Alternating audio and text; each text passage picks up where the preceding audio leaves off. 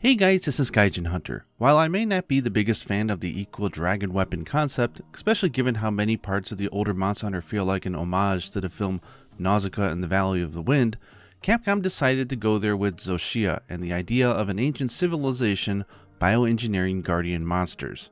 As a wise astrologian once said, I can accept or defy it, but I cannot deny it.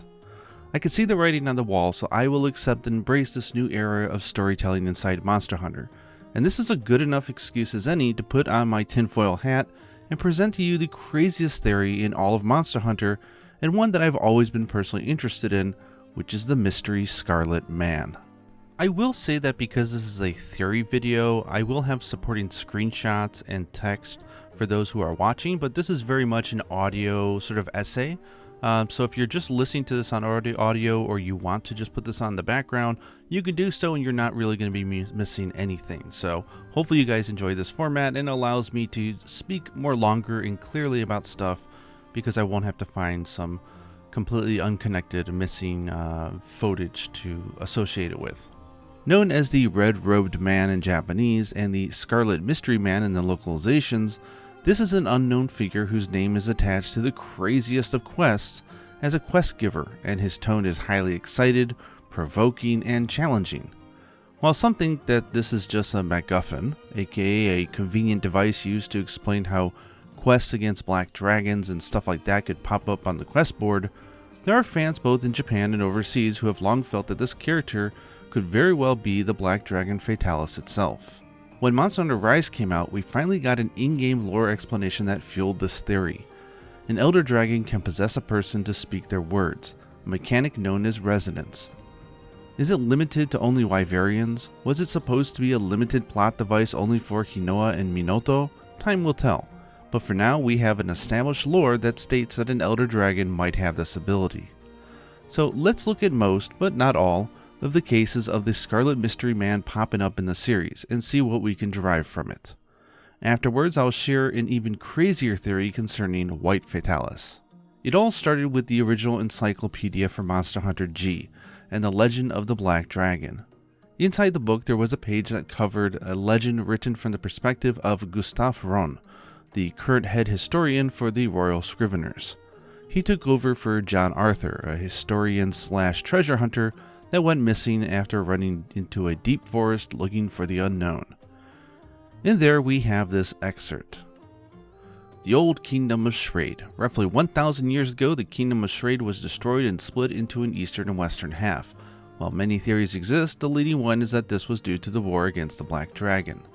The names and details change from region to region, so the truth of the legend of the Black Dragon is not fully known, and some even doubted its existence.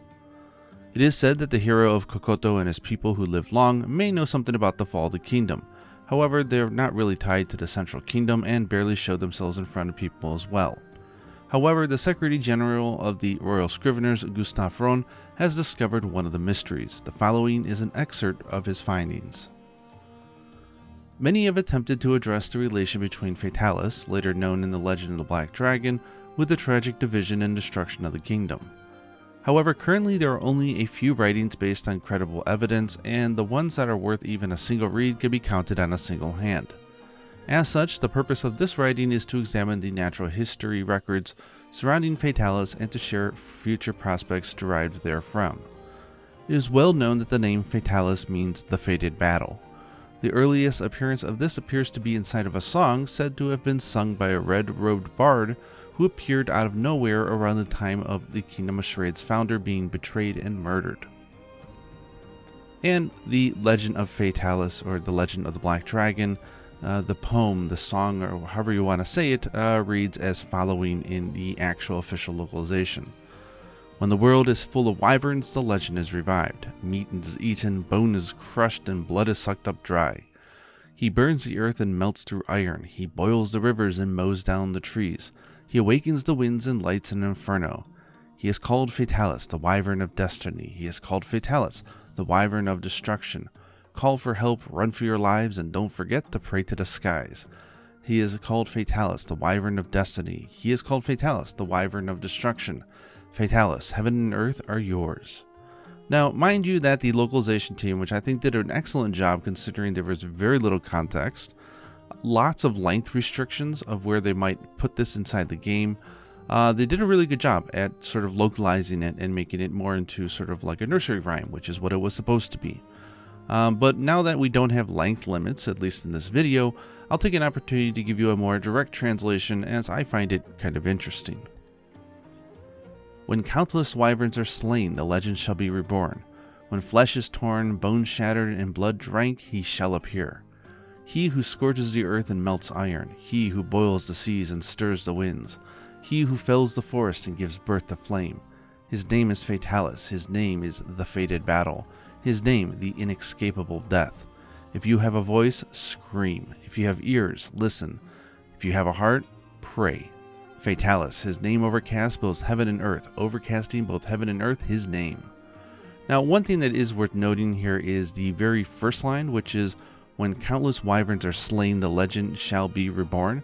This was used as kind of a hint in the original game of how to spawn Fatalis, because it was quite the urban legend, and the game really didn't show you or track how many wyverns you had killed, so it was very hard to verify how to get it to appear, and that was kind of the intent, to make it just sort of like the urban legend, like someone in the lobby posted, it's like, oh, you know, and stuff like that. And long-standing theory here is that you'd have to kill 50 Rathalos and 50 Rathian, which was the hint of the when countless wyverns are slain.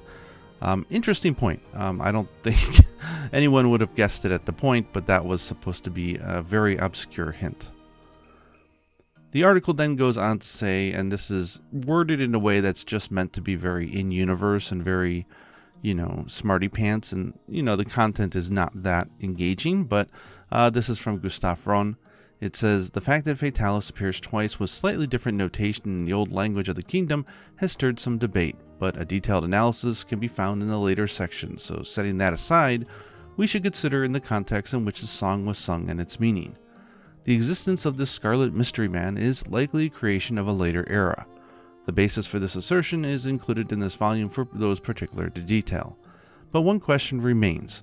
What intention did the later author have for introducing this figure into the narrative in the first place? The phrase, the inescapable death, is remarkably strange. It seems almost a prophecy of the chaos that marked the end of the Old Kingdom, and is quoted by mystics and theologians. However, I can state with confidence that those who approach it with an enlightened perspective will arrive at a different conclusion.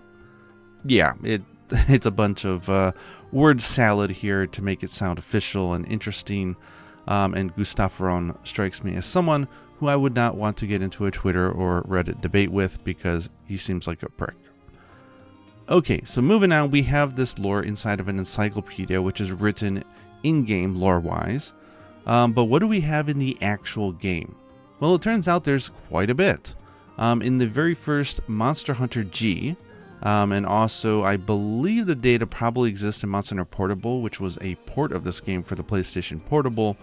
There was an item in the game that they were going to include or maybe include or was a test, and the only way to get it is to data mine and hack the data. So it's not actually obtainable, but it is interesting because it's called the Guild Master Earring, and the description for it says, an earring the founder of the guild received from a mysterious scarlet-robed man. So yeah, a direct reference to this character. They're using the same name in Japanese. It's just for English, I'm being a little bit more direct here. More curiously though, remember ice was not an element at this point in Monster Hunter yet, but this thing did come with fire, water, and thunder resistance, very suspiciously lacking any dragon resistance, which is very much in line with Fatalis. Also came with, I believe, 10 points of protection and 4 points of fate. Now as we get into the actual games, the Scarlet Mystery Man started appearing as a quest giver for some of the most ridiculously hard quests in the game, and has been a reoccurring figure ever since. Here are most, but probably not all, of the occurrences in the series to try to give you an idea of what it is. So the very first appearances was in Monster Hunter Portable, which was the port of Monster Hunter G for the PlayStation Portable. In there we have a G2 quest against both a Rathalos and a Rathian in the same map at the same time. So very difficult quest, especially for back then. And as it reads in English officially, the requester is the Scarlet Mysterious Man. And it says Rathalos and Rathian. To take both on at the same time, you must be very powerful. Hunters, can you kill these beasts? Now, normally you wouldn't get anything very interesting from this, but this was the start, so we'll start noticing the same language, the same terms, the same verbiage used in Japanese and even English to a certain degree going forward in the series. A more literal translation, which is quite close to what they had actually, is the king and the queen. It would take quite a strong hunter to take these two on at the same time. Tell me, hunters, do you have what it takes to successfully complete this quest? And there's something in here where, you know, in the localization when they say, can you kill these beasts, it sounds like a request, but it's very clear in the Japanese that this is more of a challenge. Like, I wonder if you can do it. And it shows a very interesting piqued interest of sort of challenging the player to take this on. Moving on, in the same Monster Hunter Portable, we have Pink and Azure, which was a G3 quest against, you guessed it, same time Azure Rathalos and Pink Rathian. For this one, the requester, the Mysterious Man, they had to unfortunately remove the Scarlet in the English due to length restrictions. That just says, the Pink Rathian and Azure Rathalos have been seen outside the area. I want you to slay them. Can you conquer this ultimate quest? A more direct translation would be the Azure King and Red Queen. I don't know why they call it red. I'd like you to hunt these two monsters found inside the Forbidden Lands. Tell me, hunters, will you be able to successfully complete this ultimate quest? And again, it's another one where it's very taunting and very provoking of the hunter. Up until this point, at least from what I can tell historically, not a lot of people really had their eyes on this character.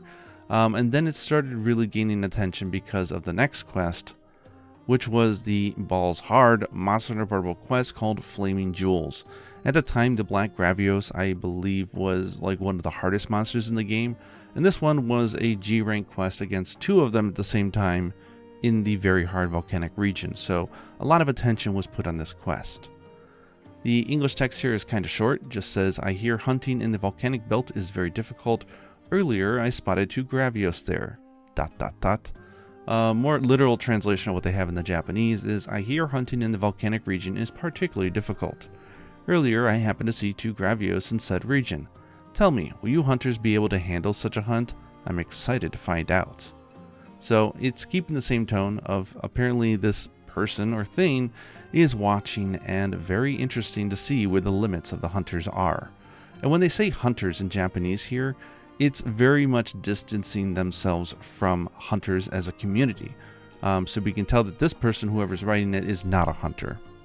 Moving on, we go to Monster Hunter Portable 2nd G, which was affectionately, of course, Monster Hunter Freedom Unite in the West for the PlayStation Portable. In this one, there was a bunch of quests that was given by the Mystery Scarlet Man. Probably because there was a lot of Elder Dragons and some very hard fights. The first one that I could find here was the Village 5 quest, which is the Oversee of the Ancients. And this was a quest that took place in the Ancient Tower against a Lunastra. It says, near the Forbidden Ancient Tower, the Lunastra, Empress of the Elder Dragons, is building a nest. Hunters, who amongst you can defeat this ancient beast? Exhibit your true skills. This now is getting very close to the tone that we're hearing in Japanese. Very excited, very challenging to the hunter. A more literal translation, which you'll see is very close, is, atop the Forbidden Tower, the Flame Empress builds her nest. Hunters, are there any amongst you strong enough to fell such a powerful beast? I look forward to watching your efforts.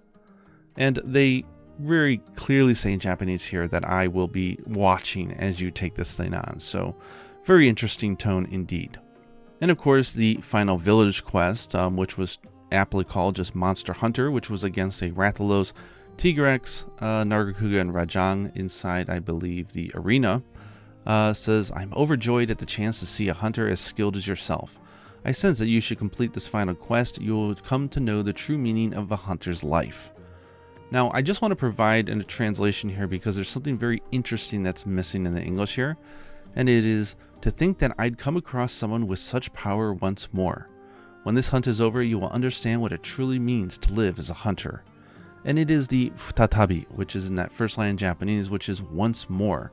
So whatever this thing is, the Scarlet Mystery Man, who, if they're in the guild or associated with the guild, then surely they've come across many hunters. But it seems to be referring to someone who has run into one exceptionally skilled hunter, which I don't know what that means, but I find it pretty interesting. Moving on, we have the traumatic event for a lot of people called the Final Invitation. This was a quest against two, I guess, I don't know if it was an official variant back then, but two furious Rajangs. The quest here read, there are two Rajang, each with golden fur. Hunters, I have prepared a special stage for your grandest performance.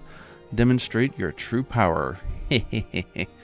And here we start to see a more reoccurring theme, which is this mystery Scarlet Man likes to refer to the tower or the arenas as sort of a stage for performance, a ball for dancing with monsters, and likes to, laugh and taunt the player. So yeah, the English here is spot on. If you look at the more direct translation, it's two Rajang with golden fur. For you hunters, I prepared a special stage to perform. Unleash your true power. So yeah, good job on the localization team for capturing this nuance. And the quest that I think traumatized a lot of people back then, I was not into Monster Hunter, but I've read that this thing was really tough, which was the End Times against a Crimson Fatalis. Says, it appears the time has finally come. The blood-stained scales of the red dragon have graced the earth again in flaming glory. If you can, stop this beast. Now, the translation here is a little off, but what the Japanese says is, at last the time has come. The crimson dragon, covered in red-stained scales, has landed in the infernal lands. Go, hunters, stop it if you think you can. So this one threw a wrench in the theory at the time, where people were thinking that because of the red-robed or the Scarlet Mystery Man, that perhaps this was an NPC character referring to the actual avatar of Crimson Fatalis. However, that's been kind of set in debate. I mean, we don't know, so it could be, but it is kind of interesting that why would a monster give a quest to hunt itself, right? It just feels a little weird. Especially because I think the backbone story of a Crimson Fatalis is a Fatalis who is just burning with rage and hate for the hunters. So, feels a little weird, but we'll take it for what it is. Moving on even further, we've got the White Fatalis quest called the Ancestral Dragon. The quest description here is, the time has come. Here is your invitation to the ball. Wear your Sunday best and bring your greatest weapon, for it is time to go to the dance with the King of Disaster. So, very much keeping in the line of the speech tone. And again, if this was White Fatalis, why would it give a quest to hunt itself, right? And finally, there is one downloadable quest, the final one called the Hunting Gods Free-for-All, which took place in the arena. And this was against a Nargacuga, Tigrex, Black Gravios, Black Diablos, and a Rajang. Apparently, this quest was really hard. This one is not given specifically by the Scarlet Mystery Man, but I noted it here because it's interesting, because the quest giver's name, at least in Japanese, says a Knight of the Scarlet Mystery Man. So obviously the Mystery Man has people that are following him around or with him. This is a knight that happened to be associated with him, who says, "O yea, who would take up this test? Believe in thine own strength and the strength of thy companions, for it is in the thick of danger that fortitude is tested. Keep hope and fight to the end."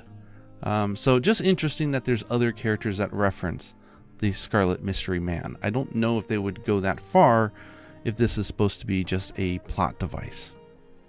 Next up, we have a quest from Monster Hunter Portable 3rd, which was not released in the West, called Moonlight Thirst. This quest did appear in later games, so the text from that was, "The time is ripe. We are having a large banquet tonight. Come forth, you reckless hunters. The moon demands fresh blood. Do what you can to survive this night of madness and revelry."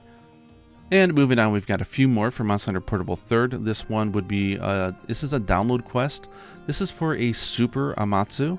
If you guys are not familiar with the term Super, this is a coined term from the community to refer to event quests in which the stats for a monster are incredibly bloated, and it's just an insanely hard version of the monster.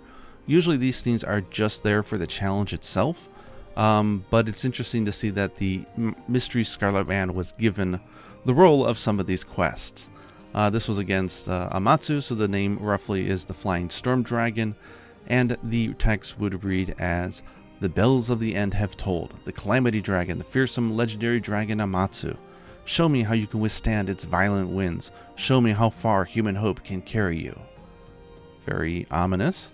And then finally, the very last event quest for Monster Hunter Portable 3rd in Japan was an invitation to the strongest. This was up against a Green Nargacuga, Brute Tigrex, Gold Rathian, Silver Rathalos, and a Zinogre. Yeah, that's a big quest. And my translation of the Japanese here is, there isn't much more to say. If you wish the title of the strongest, then you must survive this arena quest. Go, hunters, step forward and try. Show me that you can overcome this challenge. Now moving into a more modern day Monster Hunter where people might have memory of this quests, we're going into Monster Hunter 3G, or Monster Hunter 3 Ultimate in the West. And the first one was an event quest against an Alatreon called Where Gods Fear to Trend. It says, long time no see, hunters. I've prepared a test for you all. This day your opponent is an Alatreon. Which will emerge victorious in battle, you or the beast feared by the very heavens themselves? So, very interesting. The Japanese is a little bit longer. There's no way they could have fit it in English. But it would say, thank you for waiting, hunters. The final trial is here. Your opponent, the Black Sun Alatreon. Which shall prevail, the strongest elder dragon with the might of a god, or the brilliance of mankind? Go then, put on a show. So yeah, they unfortunately could not fit in that last line, but the Mystery Scarlet Band wants to see the spectacle of the hunter's struggle. And then there was the Super Alatreon, which was a very, very tough downloadable quest called The Second Coming. And it reads, why must hunters always seek the most difficult trials? Does their greed conquer common sense? No matter. You wish a challenge? You shall have one. Arm yourself for a purifying trial with an Alatreon. The English pretty much fit in everything. The direct translation would be, why do hunters crave harder, more difficult quests? Truly they are mysterious ones. Well then, take up your trusted weapons once more then. I have to you a special trial of the blazing black dragon. Show me that you can survive it. Now remember, in the cutscene for Monster Hunter World Iceborne, they talked about that there are a select group of people inside the guild who try to destroy and burn the records of elder dragons like the black dragons. So the records for Alatreon were actually burnt and lost. I'm kind of curious if this is like hinting to there being a cult, and perhaps maybe the Scarlet Mystery Man is just a Fatalis sort of resonating and taking over the body of one of the cult members, because no one is supposed to know about the existence of this monster and all these things. So it's the only way outside of maybe like a MacGuffin to explain why this quest giver has all this information. Moving on, we did get a return of the Mystery Scarlet Man in Monster Hunter 4, and I believe subsequently probably for Ultimate. I would assume that these quests exist. And this one is another one against a Gold Rathian and a Silver Rathalos called the Sinister Astronomy. And the text reads, the heavens conspire against mankind. When the golden moon and silver sun collide, a new door shall open. Arise, bold hunters, and see your deeds forever etched into the constellations. Moving on, we have the quest Pillar of Strength, and this was the event quest or download quest against a Super Dalamadur, so very powerful. And this one read, your trial is at hand, hunter. It is said that Dalamadur can pierce the edges of the sky. Will its presence embolden or terrify you? Soon we shall find out. Now, they did end this one with an ellipses, where in the Japanese he remains excited throughout the entire thing, and my rough translation would be, hunters, it is time for a trial. The legendary snake dragon that pierces the heavens has appeared. Faced with its colossal size, will you fall to despair or find unrelenting fighting spirit? Go, hunters, show me which path you will choose. Fun text. A lot better than the average NPC who is like, my boyfriend is stuck, please destroy this Diablos for me, thank you. And then finally we've got two more quests, and this is against the special variant of the Crimson Fatalis, which was really red hot. This is called A Feast for the Departed, and it says, the Scarlet Terror has come out of hiding. Will you stand against it, hunter? The end of our story has yet to be written after all. This one has a little bit more localization added to it. The more direct translation would be, a banquet is being held by the Crimson Legends simply to overcome the boredom of waiting for the end. How will you hunters take this on? But heed this warning, the end has yet to come. So there is a very different, there's a distance put between this quest giver and hunters, where I think the localization where it says the end of our story makes it feel like they're one of them, but they're very obviously not. And of course, it wouldn't be the Crimson Mystery Man without a super quest, and this was the downloadable Super Crimson Fatalis, another variant of this quest called Beyond the Crimson Veil. Very fun quest. Reads, the time has finally arrived. Look, the scales of the red adorn the Crimson Dragon. The final stage has been set, Hunter. Go out and greet the face of death itself. Very fun. A more direct translation would be, the time has come. Behold, a crimson red stage for the Crimson Dragon covered in crimson scales. Hunters with pride in their skills, the stage is yours. Let the sweet end that awaits you be met with glory and joy. All of a sudden getting very ominous here in tone. Now, that covers the Scarlet Mystery Man. It's a reoccurring figure. I am dying to find out if it's just a plot device or something that actually exists. But I tend to think that it does exist. I mean, why would they keep this thing going for this long in the series? And this leads me to my tinfoil hat. And this is a little bit more extreme theory, but one that does exist. And it's not just me. This has been known in Japan and even overseas as well. But there is hints about another NPC that might be resonating with the ancestral dragon, the White Fatalis, and I am going to postulate a crazy theory. This all comes from one quest from Monster Hunter Freedom Unite, or Portable 2nd G, called A White Beam of Light. Now remember, setting-wise, no one is supposed to know about the existence of the White Fatalis.